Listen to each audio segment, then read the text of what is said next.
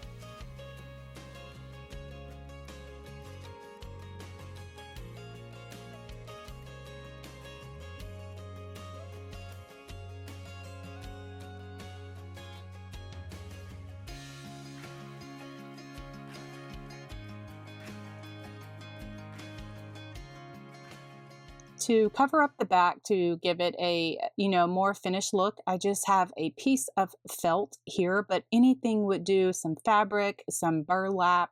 I just am trying to use what I have on hand.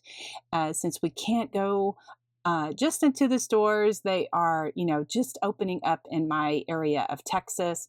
And so I am just using some of the things, and it's been quite the challenge, and I'm pretty proud of myself. Anyway, so I am just attaching this felt so that it will cover the back and make it all nice and finished.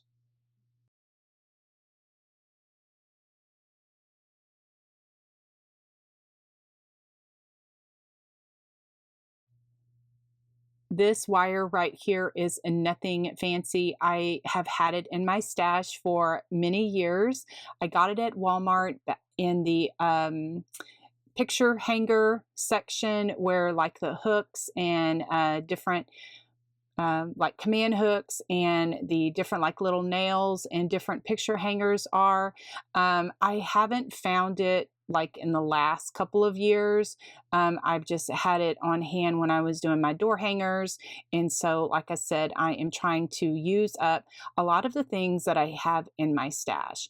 Anyway, so then now I am just arranging my flowers, just pulling them apart and just making sure that no two colors are clumped up together. And then we're going to make the little bow.